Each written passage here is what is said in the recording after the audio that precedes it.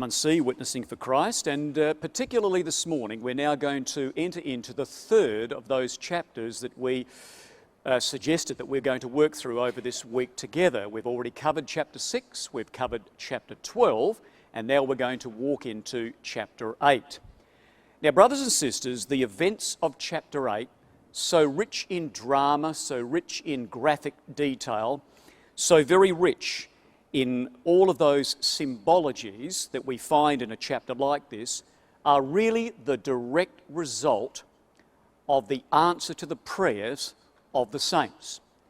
In fact, we pick this up in Revelation 8 and verse 3, and we read these words. And here were our brethren and sisters, very much like the fifth seal, when our brothers and sisters cried unto God, "How long, O Lord, holy and true?" We also now have this wonderful prayer that goes up, and all the drama of chapter 8 comes because these were men and women who knew God was there. They knew God had not abandoned them. They knew that God was there to encourage them, and so they cried to Him in these words, chapter 8 and verse 3. And another angel came and stood at the altar, having a golden censer. Now there are two altars in this chapter. So an angel comes and stands at an altar, the altar of burnt offering, the brazen altar, you see. He had in his hand a golden censer, and there was given unto him much incense, that he should offer it up with the prayers of all saints upon the golden altar. So you have two altars, you see. Now we have the altar of incense. And in verse 4, the smoke of the incense, which came with the prayers of the saints, ascended up before God out of the angel's hand. Now picture what John sees, brothers and sisters. John sees an angel go over to the brazen altar, take the coals, move over to the altar of incense, and place the coals on the altar of incense, and then just spread that incense, and flash up it would go. And as soon as that incense ascended into heaven, into the nostrils of Almighty God, there was an immediate reaction. And the reaction was verse 5. The angel took the censer and filled it, notice this, with the same fire that ignited the prayer. So the same coals that had ignited the prayer, the angel cast those same coals to the earth, and there were voices and thunderings and lightnings. Brothers and sisters, that is an absolute immediate answer, powerful and direct from Almighty God, as these events would now unfold in Revelation and chapter 8. Now, before we go into the details of these first four wind trumpets, what we need to understand, brothers and sisters, as we look at, well, in our study this morning, the introduction, and we're going to be looking at wind trumpet number 1, and then, God willing, in our final study tomorrow morning, we're going to be looking at wind trumpets 2, 3, and 4, and finish our studies with some exhortational comments as to why we have gone through this history of the angels diligently at work. However, before we look at the detail of these first four wind trumpets, what we need to understand, brothers and sisters, is the intimate, clear, contrasting link between the sixth seal, or the end thereof, and the beginning of the seventh seal. And it will really help us get our head around the drama of what the Apostle John is about to see. The end of the sixth seal and the beginning of the seventh. Well, but to do that, let's have a look at a little chart that will give us both a little bit of revision and also set the scene for what we're about to look at this morning. Now, these dates are very familiar to us, or with us, I think. 312, 313, 324, 330, and AD 337. It's all about Constantine, you see. In fact, Constantine is in the first couple of verses of Revelation 8. Now, we know from the studies that we had yesterday and the day before that when Constantine came into Rome, having beaten Maxentius, the pagan, it was now Constantine's position to be ruler of the Western Empire. He was ruling Rome. The other two emperors in the east yet had to be dealt with. And we saw in our classes thus far that in 313, Constantine got together with his brother-in-law Licinius and drew up the Edict of Milan, which would be the answer in measure to our brothers and sisters, how long? And so there was religious toleration both to Christians and to pagans. Well, then in 324, and I might say this, brothers and sisters, in that line running down there is the clear demarcation between the 6th seal, which is over here, and the 7th seal, which is over here. More about that in a moment. But in AD 324, Constantine came in, rested after all the wars in heaven, Revelation 12, those battles that took place and all the chaos that ensued thereafter. When finally Constantine had defeated his brother-in-law, cast him out forever, Constantine was now ruler of the whole empire, AD 324. Then Constantine moved his capital from Rome to Byzantium in AD 326. It was necessary to do that because of the threat of the barbarians. So in AD 326 he moves his capital to Byzantium, which would then be called Constantinople in AD 330. Now there's a new Rome, you see. And then, as do all men, Constantine died in AD 337.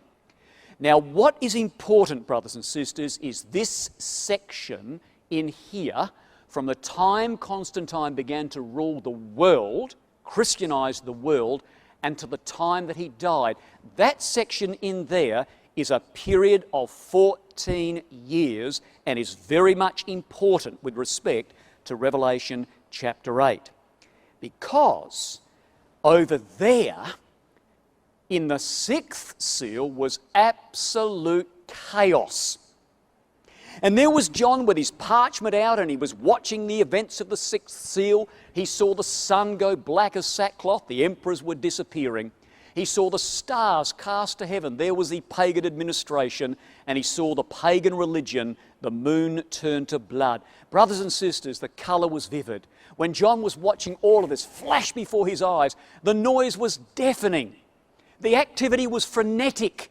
And you could see his pen on fire as he's skipping across the pages. Seeing all of this, he sees dragons drawing the third part of the stars of heaven. 7-headed dragons with 10 horns. It would have been absolutely amazing in the mind of the Apostle John. And all of a sudden, brothers and sisters, as he turns his page over to write the next events, we're taken into the 7th seal, and it goes whoosh, nothing. Absolute stone silence. What a contrast. And John listens. Nothing. He listens again. Nothing. And in that stone silence, brothers and sisters, look at Revelation 8 and verse 1. You've got to see what John sees. You've got to picture what he sees. Well, Revelation 8 and verse 1. And when it opened the 7th seal, AD 324, there was silence in the political heavens of Rome as Constantine now rules the world. And it was for about the space of half an hour. More about that in a moment. But in the stone silence, as John is waiting for activity, action, we read in verse 2, and I saw in that stone silence 7 angels. Now, brothers and sisters, picture this. John is watching, no noise, and in that deafening silence, if there is such a thing, 7 angels like that, and their hands are out, and in their hands are placed 7 trumpets. You see what God's doing? Silence, trumpets.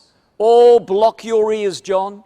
Block your ears, because by the time each one of those angels put that trumpet to their lips, there is going to be an ear-shattering blast as God is going to bring judgment after judgment after judgment upon, first of all, the Christian Roman Empire, who would be worse than the pagans could ever be. What an astounding thing, brothers and sisters. And therefore, this would be the result of the blowing of the 4 wind trumpets of Revelation 8. This is the end result. There are the barbarian kingdoms of 526 AD. Now, we've got here that the Western Empire ended in 476. I would rather suggest, brothers and sisters, that the empire began to be eclipsed in 476. And like all eclipses, it is a slow process fading out and then fading back in again. Now, here is the result of the 8th chapter. There are the Visigoth barbarians. There are the Burgundians, there are the Franks, there are the Ostrogoths, there are the Vandals, a direct result of the four-wind trumpets blowing upon the Latin west of the Roman Empire. And we read, brothers and sisters, in this 7th seal, as it opens up in chapter 8, we read the words that it says, as the chapter opens, there was silence in heaven about the space of half an hour. What does that mean? John listens, he hears nothing, and there is silence, not for half an hour, about a half an hour. Now, I need to track through this reasonably quickly. I usually take probably about 5 or 10 minutes to go through this. You're Texans, you can keep up. You need to get the chart a little bit later on. If you've got any questions about this, please do ask me about this later. I'm going to track through it as simply as I can, as quickly as I can, and let's see if we can digest this. Well, brothers and sisters, looking at the half an hour, we know there are 12 hours in a Jewish day. Jesus said that. We were to turn up the record, which we won't. In John 11 and verse 9, Jesus answered and said, "Are there not 12 hours in a day?" 12 hours in a Jewish day, 12 hours in a Jewish night. It's silence for about a half an hour. Well, let's build that up. 12 hours in a Jewish day, therefore 1 hour is a 12th of a day. A half an hour is a 24th of a day. Pretty simple. Now, if we were to apply a day for a year principle, and the warrant is very, very justifiable, because quotations like Genesis 47 and 9, Numbers 14:34, Ezekiel 4 verses 4 through 6, and Luke 13 verses 32, I won't enunciate those, you can turn them, all show us very clearly that the Bible uses a principle of a day for a year, and we apply that in the apocalypse in this instance. So, we've got a half an hour is a 24th of a day. Let's apply the day for a year principle. 12 hours, 12 months. Day, year. 1 hour is a 12th of the day, as 1 month is a 12th of a year. Therefore, 1 hour is 30 days. A half an hour being a 24th of a day, well, a half a month is a 24th of a year, or 15 days. So, a half an hour, based on a day for a year principle, is 15 days.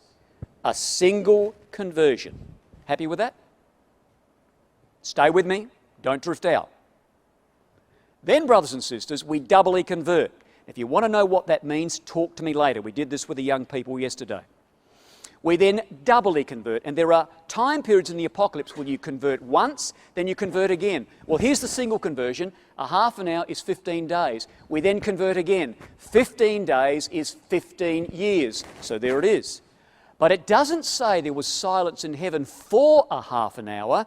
It says there was silence in heaven for about the space. Don't waste words in the Bible. And therefore, brothers and sisters, we submit to you, and we believe we are on rock solid ground. I've had School of the Prophets with young brethren, and we've gone through this time period and challenged them to come up with any other time period than this, and you can't. This is it. Absolutely it. Therefore, brothers and sisters, 15 days is 15 years, about the space of half an hour is 14 years, and we are talking the 14 years, as we showed on the chart, between Constantine's rule over the Christian world and the time that he dies. Silence in the political heavens for about the space of half an hour. Now you can get that chart and go through that. We went through it a little quickly, but we need to do because time is the enemy. So, brothers and sisters, there we are. Chaos as the 6th seal closes, and silence in the political heavens between 324 and 337. And when Constantine dies, the chaos is back. Very quickly, we looked at this a couple of studies ago. When the silence disappears and Constantine dies, the chaos is back. Verse 5, Revelation 8. And the angel took the censer and filled it with the fire of the altar and cast it to the earth, and there were voices, thunderings, and lightnings. There it is. Voices, thunderings, and lightnings. AD 337. The silence has passed. It's now chaos. So thunderings and lightnings is AD 337 with the death of Constantine. And as we saw before, the earthquake is the nephew of Constantine who would come in AD 361. And he would shake the political arena for 2 years by bringing back paganism, which then was removed and Christianity came back. How are you doing out there? Good. We did say coffee was the order of the day yesterday, and I saw brethren and sisters intravenously having coffee out there in the foyer, which was a very, very good idea. All right, brothers and sisters, something else we need to just come to terms with respect to chapter 8 so we really understand the detail, and that is this. I want to give you an overview now of chapter 8, as we've had just been introduced now to the context of chapter 8. Now, what we see in Revelation 8, we see this very interesting expression, the third part, runs all the way through chapter 8, you see. It's a very important theme which we want to tap into. Now, we make the note, we're looking at the four-wind trumpets of chapter 8, and we make the note here that in AD 326, when Constantine moved the seat of his empire to Byzantium, there, which would become Constantinople in 330, from this time, the empire was divided into three parts. A third. That's a theme that runs through chapter 8. A third, you see. Now, the three divisions of the empire, when Constantine moved to Constantinople, we had the Latin West. They spoke Latin, the Roman Catholics. They based their religious structure on the pagan emperor Diocletian. You will hear the echo, diocese, Diocletian. That was the Latin third. Over here we have the Hellenic East. They spoke Greek. Philosophically was their religion. And the debates between Athanasius and Arius, is Jesus a god, is Jesus a man, raged among the bishops of Alexandria and the bishops in Constantinople and Antioch. And they were extremely, deeply involved in their philosophical approach to their religion. You couldn't go to the baker shop or the butcher shop unless they asked you the question, who is Jesus? Is he a god? Is he a man? Greek-speaking Hellenic East, you see. And then we have the Hellenized East. They are superficially Greek and hence became easy prey when the Saracens swept out of Arabia. They swept into Palestine as the fifth trumpet, as the children of the desert. The Saracens swept across the north of Africa and converted very easily these superficial Greek-speaking people. A third. Now let's have a look at how that pans out in Revelation chapter 8. Good to get our colouring and pencils out if you're inclined to do that, which we would suggest is a very, very good idea. But you don't have to. But if you do, you're doing a good job. But if you don't, we're not going to condemn you for it. All right, brothers and sisters. Now, you won't see the text there, but here are our four wind trumpets. Called wind trumpets, by the way, when you go to Revelation 7 and verse 1 and 2, we see the four angels holding back the winds of the earth until the servants of God are sealed in their forehead. Hold back the four winds, it says in chapter 7. There they are, they're the four wind trumpets. Pour judgment out on Christian Rome, particularly a certain section. Alrighty, four wind trumpets. Here's the first, verse 7. The first angel sounded, and there followed hail and fire mingled in blood, as it should be. This would be Alaric and his Visigoths. Now you note, brothers and sisters, that he would come and he would burn up a third part of trees. We have the next wind trumpet in verse 8. the second angel sounded, as it were, a great mountain burning with fire was cast into the sea. This mountain would be Genseric or Geiseric, the Vandal. And so this great mountain that would be ripped out of the earth and cast into the sea and set on fire, which we'll consider, God willing, tomorrow morning, he would be the leader of the Vandal pirates, which would be the scourge of the Mediterranean Sea in his day. Now notice this, a third part of the sea became blood. A third part of the creatures which were in the sea and had life died. A third part of the ships were destroyed. You see the theme, you see? We had then the third wind trumpet in verse 10. And the third angel sounded, and there fell a great star from heaven, burning as it were a lamp or a torch, a meteor. And it fell upon the third part of rivers. Well, this would be Attila and his mob of Huns. And you see, brothers and sisters, not only was he called a meteor, but he was called wormwood. And he would make the waters bitter. More about that tomorrow. Now look at the thirds. A third part of the rivers and a third part of the waters became bitter or wormwood. And then we come to the fourth trumpet in verse 12. The fourth angel sounded, and the third part of the sun was smitten. This would be Theodoric and his band of Ostrogoths, the eastern Goths, you see. Now look at the thirds here. Now be very careful here. A third part of the sun was smitten, a third part of the moon, a third part of the stars, so as the third part of them was darkened. Now be very careful. Don't go excitedly and enthusiastically and colour in that third down there. Don't colour that in, because that third part down there is a time period. These are not time periods. These are parts of the empire. So we've deliberately not coloured in the last third part down there, as it should not. It's not part of the brief that we're looking at the moment. So brothers and sisters, what are we saying? Well, we're simply saying that all of chapter 8 is about God's judgment on the Latin West, the Latin third. And God would bring these four Germanic barbarians across the Rhine and bring judgment on that third. You know, when you spill into chapter 9, you read here, the fifth angel sounded.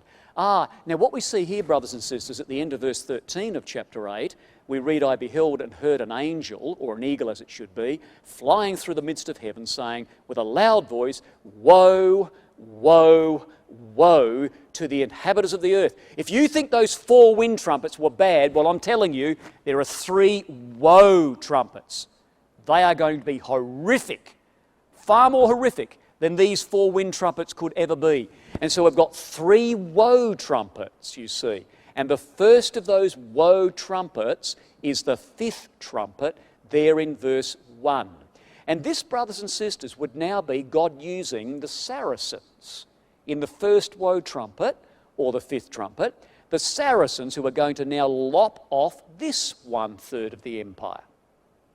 The Hellenized East, as they stream out of Arabia and right up through North Africa. Then you see this third part continues into chapter 9. And therefore we see, when we look at the sixth trumpet, which is the second woe, the sixth trumpet in verse 13, and what do we see? Here we see again the third part. Verse 15. The third part. Verse 18. And by these three, what three? Fire, brimstone, and smoke. Cannons. 1453, when the Turks would take Constantinople. So by these three were the third part of men killed. What third part? Well, there's Constantinople there, brothers and sisters. So in would come the Turks. In the sixth trumpet, or the second woe trumpet. And they would come in and lop off the final third part of the Christian Roman Empire. What an amazing thing that is. So that's very important to have that established, brothers and sisters, in our minds. What is it, 12 o'clock? I looked at my watch then and I saw I only had 5 minutes. Don't do that to me. 5 minutes, no way. All right, brothers and sisters. Now the seven angels prepared themselves to sound. Now that's a very important word. So what we need in order for these four wind trumpets to do their work and to lop off the Latin third of the Roman Empire, we need barbarians on the border of the Rhine and on the border of the Danube. And the way that would happen is in this verse. God says there's a preparation first. So the 7 angels, which had the 7 trumpets, prepared themselves to sound. And this would happen, brothers and sisters, through the instrumentality of the Huns. And the Huns would come from the areas of Siberia, the grasslands or the steppes of Siberia, the non-mountainous, non-forested lands. There are some experts that say the Huns may have migrated from China, from the Han or Han dynasty.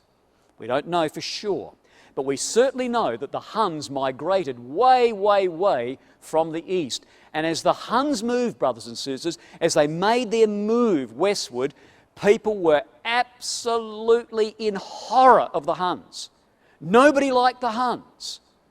Even the barbarians, the Visigoths and the Ostrogoths and the Alans and the Gepidae, they wanted to get out of the way of the Huns. The Romans didn't like the Huns. They were an awful people.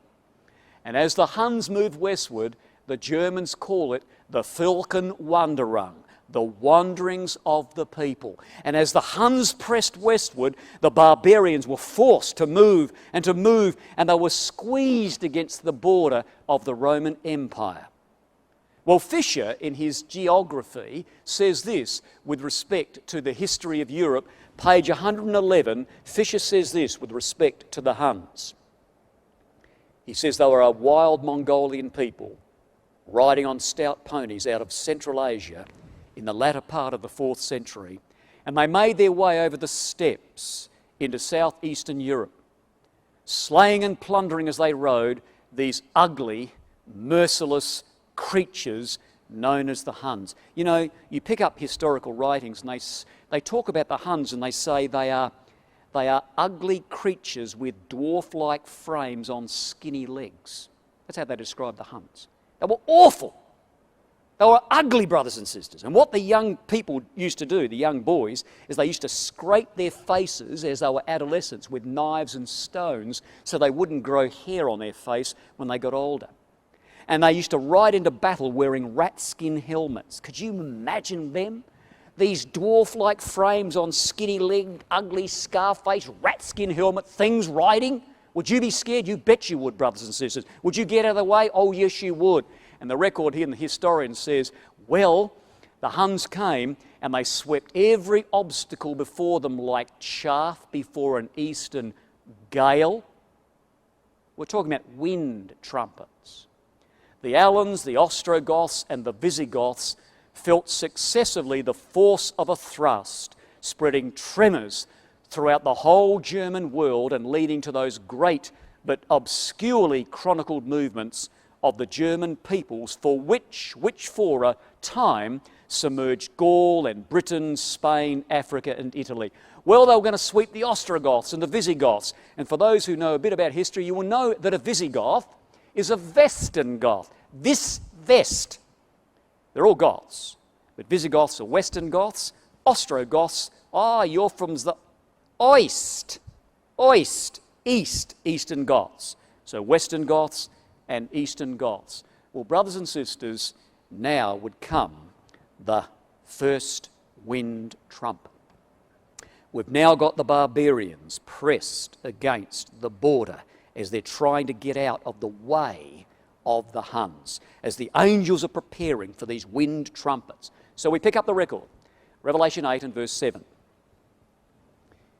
And the first angel sounded, and there followed hail and fire mingled in blood, and they were cast upon the earth, and a third part of trees was burnt up, and all green grass was burnt up. You know, brothers and sisters, we could do very well to go to one Old Testament quotation to pick up this idea of hail and fire mingled with blood. I want you to turn with me, if you will, to Isaiah 28 and verse 2. And as we're turning up Isaiah 28 and verse 2, I want you to think about this. Here in Revelation 8 and verse 7, this is the first time in the apocalypse that God is going to bring judgment on Christian Rome. Babylon the Great, soon to be called. Christian Rome, Babylon. Now keep that in mind. That's the first time in the Apocalypse, Babylon. Alrighty, now Isaiah 28, and we read these words, brothers and sisters, when I turn up Isaiah 28, and we read the words in verse 2. Behold, Yahweh hath a mighty and strong one, which has a tempest of hail and a destroying storm. There's your language. Revelation 8, you see. As a flood of mighty waters overflowing shall cast down upon the earth with the hand. Brothers and sisters, God is going to bring a hailstorm. A destroying hailstorm. God is going to bring war here to the 10 tribes of the north through the king of Assyria. Why? What have the 10 tribes done that was so bad that God is going to bring this awful devastation of this hailstorm? What had they done? Well, quite frankly, brothers and sisters, these 10 tribes were drunk. And because they were drunk, they were ignorant. Or you have a look at verse 8 of Isaiah 28. All tables are full of vomit and filthiness, so there's no place clean. Could you imagine going into the cafeteria and all the tables are full of vomit? Full of vomit! It's awful, brothers and sisters. And that's what God saw as he looked down from heaven. What were they doing? Ignorant. Well, look in verse 9. They were saying this: who's going to teach knowledge? Who's going to make to understand doctrine? Them that are mature, those that are weaned from the milk, those that are drawn from the breasts. You know, brothers and sisters, these people on Isaiah's day were saying these words in verse 10. Precept must be upon precept, precept upon precept, line upon line, line upon line, here a little and there a little. Rotherham translates that verse as a drunkard song. And there are the people in Isaiah's day, and they're drunk and they're staggering around. They're going, oh, who's going to teach us knowledge? Don't you give us anything heavy. We don't want meat. We just want a little bit of milk. Don't give me Zechariah, I'll throw up. Don't give me Daniel. No way give me Daniel. Revelation? Absolutely not. Do you want me to vomit all over the table again? They were on milk, brothers and sisters. And God says, ignorant. And I'll tell you what, the ignorance of this people was such that in Isaiah's day, Ephraim had been corrupted, not through wine, literally, but the doctrine of Babylon. Babylon, that's where God's bringing his judgment, brothers and sisters, on Christian Rome. And the effects of their ignorance through the doctrine of Babylon are very evident as you turn the page to verse 17 of Isaiah 28. And you read these words in verse 17. Judgment also will I lay to the line, and righteousness to the plummet. Now listen to this, here's the expression, the hail shall sweep away the refuge of lies. The waters shall overflow the hiding place. Here, brothers and sisters, in Isaiah's day, they found refuge in a lie, and falsehood became their hiding place. That's the 2nd of Thessalonians in chapter 2. When the man of sin would be manifest, God said, I will send a strong delusion that they might believe a lie. There's your Babylon. There's your Catholic system. There's your man of sin. What an amazing tie-up. And there's much more, brothers and sisters, if we have the time to go through that. Well, here is God using these people to bring judgment on Babylon, just like Isaiah's day. Now, we don't have time, brothers and sisters, but when it says there would be blood, there would be fire mingled with blood, and it would be cast upon the earth, and the third part of trees would be burnt up first. If you were to go to Judges 9 and verse 8, which we won't, you would find that the men of Millo and the men of Shechem were in position of authority to elect a king. They elected Abimelech, the bramble. I won't turn that up. You can turn that up in your own time. But there was Jotham up on a rock, and he was looking down, and he gave a parable, and he said, you men, and he called these elders of Millo and these elders of Shechem who were electing a king, he calls them trees. Trees. So we've got elevated vegetation. These were the rulers, and therefore God would bring judgment on the rulers with respect to this particular trumpet. Well, brothers and sisters, time's going really well. We're going to finish on time. I thought I'd gobble up 2 extra minutes, which I might anyway. Now look at the first trumpet and be amazed at the way God pours the history into his prophetic mould, and it takes his shape. What we read with respect to Alaric and his Visigoths. Now, don't be overwhelmed or persuaded by that photo there. You may not see it from back where you are anyway. You've got this great big horrible looking monstrous beast there with a big helmet there and great big horns. Do you know, brothers and sisters, when the Visigoths came down, they came down and congregated in this area. They had wives, children. They were farmers. They were looking for pastoral land. They were getting out of the way of the Huns. They wanted refuge. They wanted safety.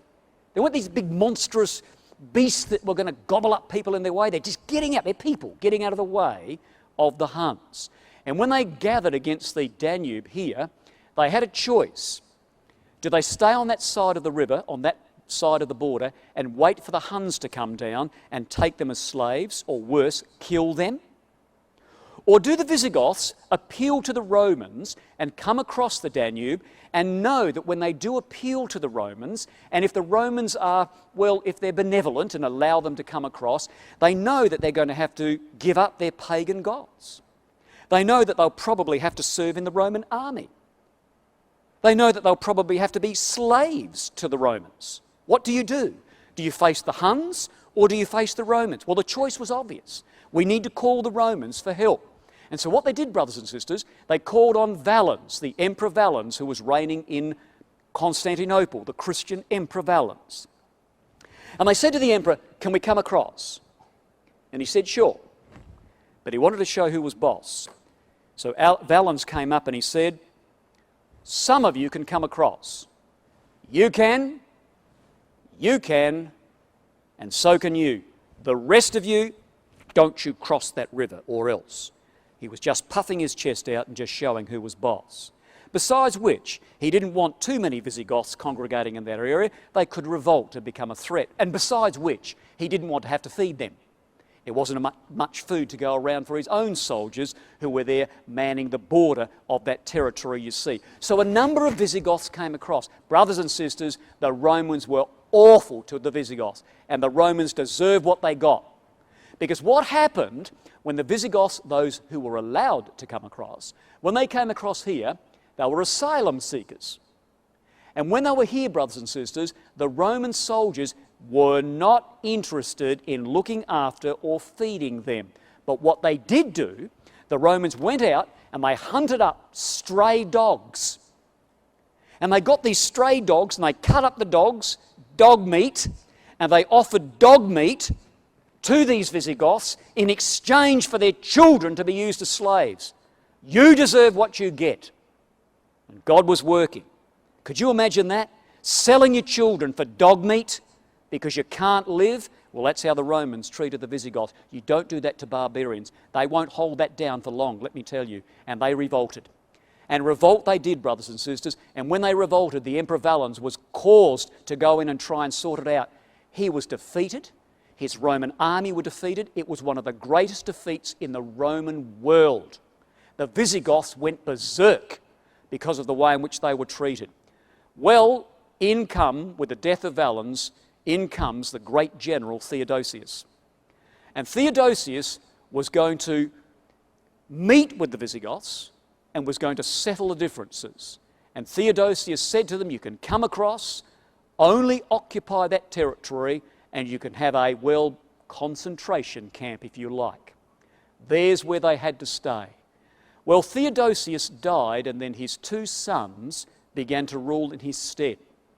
Arcadius in Constantinople, Honorius in Rome. Arcadius absolutely hated the Visigoths. He said, there's a pay cut. Everyone in the Roman army who was a Visigoth will never, ever be promoted.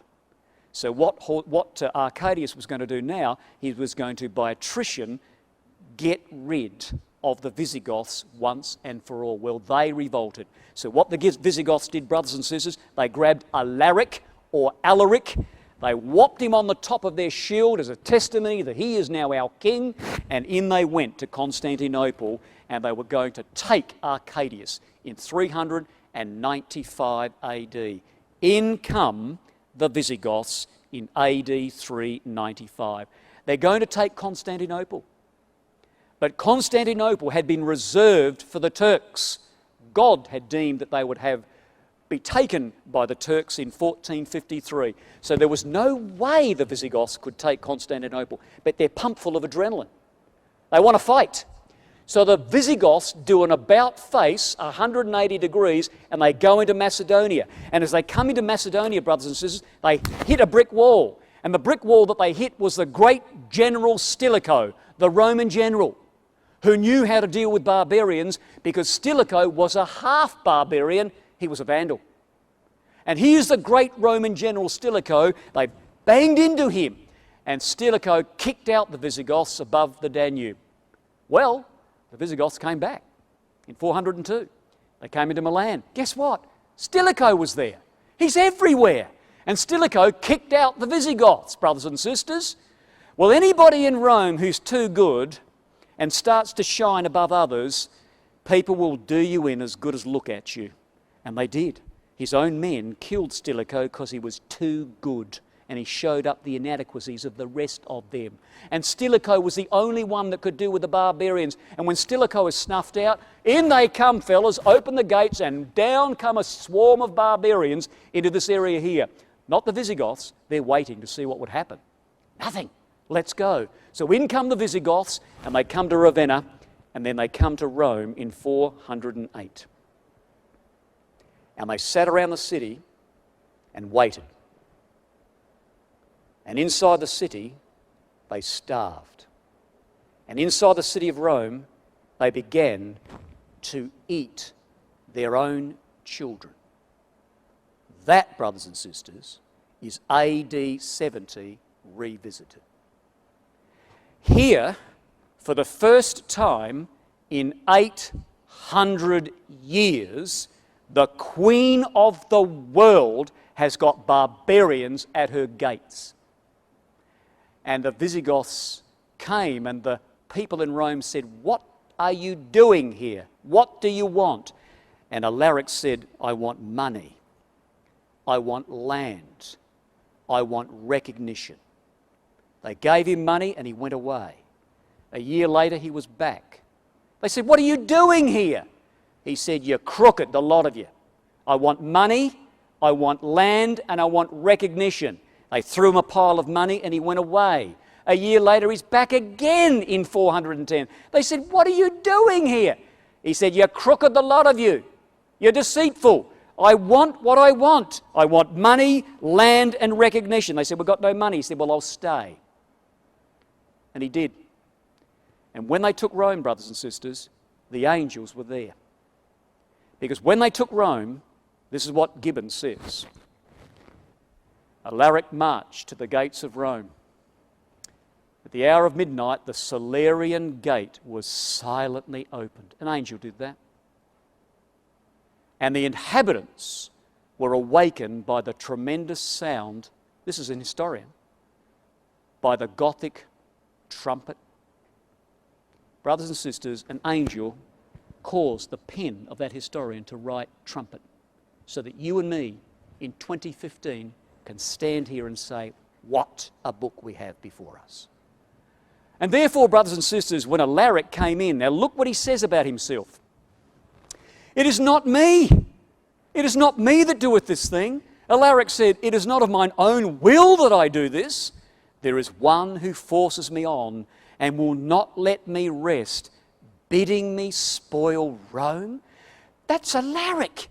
And Alaric was an Arian Christian.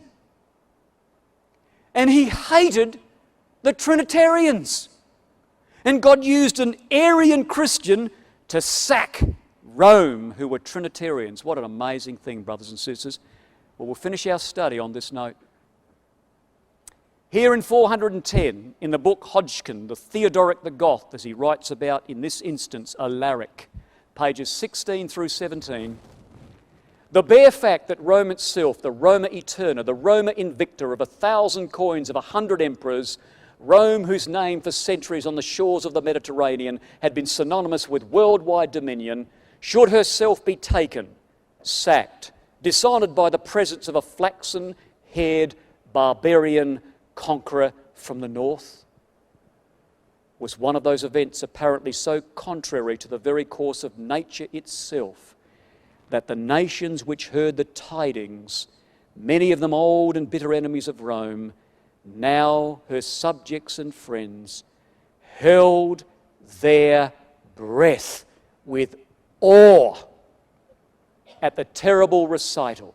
Awe, and well they should, because they were in the very presence of God at work through the angels, brothers and sisters. And all God says in the book of Revelation, and the first angel sounded, and there followed hail and fire mingled in blood, and they were cast upon the earth, and the third part of trees was burnt up, and all green grass. What an astounding thing. Well, brothers and sisters, God willing, in our final study tomorrow, we're going to finish off the 8th chapter and stand in awe at the detail as we track through the Vandals, the Huns, and the Ostrogoths, and see why it is necessary that we should ever deal with a subject like this as we await the coming of the Lord Jesus Christ.